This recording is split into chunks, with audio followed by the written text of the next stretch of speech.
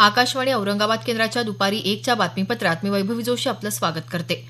तंत्रज्ञान आणि त्याच्याशी संबंधित अभिनव उपक्रमांचा उपयोग देशाच्या दुर्गम भागातही आर्थिक समावेशकता आणि सामाजिक परिवर्तनासाठी करणं आवश्यक असल्याचं राष्ट्रपती रामनाथ कोविंद यांनी म्हटलं आहे.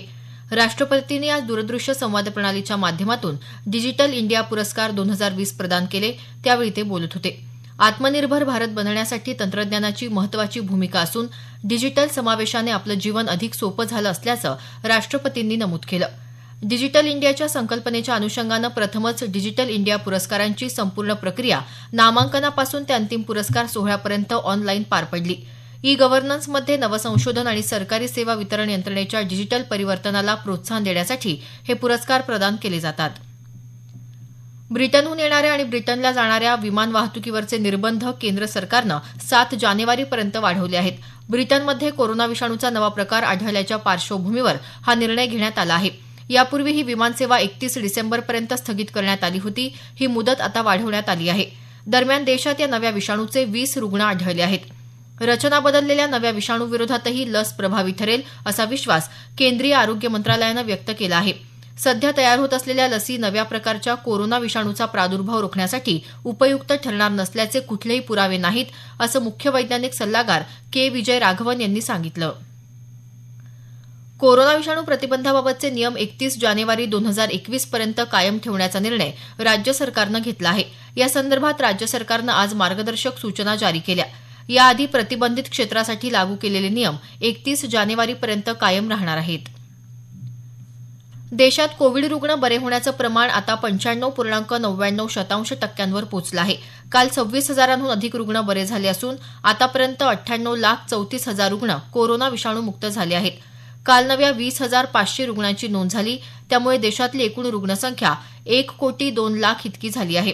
देशात कोरोनावर उपचार घेत असलेल्यांची संख्या सातत्यानं घटत असून सध्या सुमारे 2,62,000 रुग्णांवर उपचार सुरू आहेत. आतापर्यंत या आजारानं देशात 1,48,439 रुग्णांचा मृत्यू झाला आहे. देशातला कोविड मृत्यूदर 1.45% स्थिर असून हा जगातला सर्वात कमी मृत्यूदर आहे. राज्यात आगामी ग्रामपंचायत निवडणुकीसाठी अर्ज दाखल करण्याच्या आजच्या शेवटच्या दिवशी ऑफलाईन पद्धतीनं अर्ज दाखल करण्यास राज्य निवडणूक आयोगानं मान्यता दिली आहे. संगणक प्रणालीद्वारे नामनिर्देशन पत्र दाखल करताना काही तांत्रिक अडचणी निर्माण झाल्याच्या तक्रारी आयोगाकडे प्राप्त झाल्या होत्या. त्या पार्श्वभूमीवर हा निर्णय घेण्यात आला आहे. दरम्यान या निवडणुकीच्या अनुषंगानं राज्यातल्या सर्व जात पडताळणी समित्यांनी जात प्रमाणपत्र पडताळणीचे अर्जही आज ऑफलाईन पद्धतीनं स्वीकारावे असे निर्देश सामाजिक न्याय आणि विशेष सहाय्य मंत्री धनंजय मुंडे यांनी दिले आहेत. प्रमाणपत्र पडताळणीचे अर्ज दाखल करण्यासाठी नागरिकांनी मोठी गर्दी होत असल्यानं ऑनलाईन प्रक्रिया मंदावली आहे. त्या पार्श्वभूमीवर हा निर्णय घेण्यात आला आहे. सुरक्षा आणि अंमलबजावणी विभागानं माहिती तंत्रज्ञानाचा प्रभावी वापर करत वीज चोरीला आळा घालावा आणि महावितरणचा महसूल वाढवावा असे निर्देश ऊर्जामंत्री डॉ. नितीन राऊत यांनी दिले आहेत. मुंबईत या संदर्भातल्या बैठकीत ते काल बोलत होते. राज्यात वीज चोरीचं प्रमाण कमी करण्यासाठी थकबाकीपोटी ज्या ग्राहकांचा कायमस्वरूपी वीज पुरवठा खंडित करण्यात आला आहे त्या ठिकाणी जाऊन चौकशी करावी, वीज चोरीची माहिती देणाऱ्याला बक्षिसे द्यावीत, त्याचबरोबर वीज चोरीला अभय देणाऱ्या अधिकारी आणि कर्मचाऱ्यांवर कारवाई करण्याचे निर्देशही राऊत यांनी यावेळी दिले. पंजाब आणि महाराष्ट्र कोऑपरेटिव्ह बँक घोटाळ्याप्रकरणी सक्तवसुली संचालनालयानं शिवसेना खासदार संजय राऊत यांच्या पत्नी वर्षा राऊत यांना पुन्हा एकदा समन्स बजावलं आहे. संचालनालयानं वर्षा राऊत यांना 5 जानेवारीला चौकशीसाठी हजर राहण्यास सांगितलं आहे.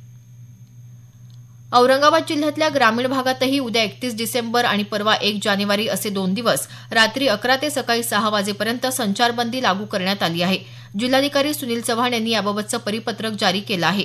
नवीन वर्ष साजरं करण्याच्या अनुषंगानं औरंगाबाद ग्रामीण भागात गर्दी होऊन कोविड-19 विषाणूचा प्रादुर्भाव होऊ शकतो. या अनुषंगानं हा निर्णय घेतला असल्याचं या पत्रकात नमूद करण्यात आलं आहे. याबरोबरच हे बातमीपत्र संपलं. आमचं यानंतरचं बातमीपत्र सायंकाळी 6 वाजता.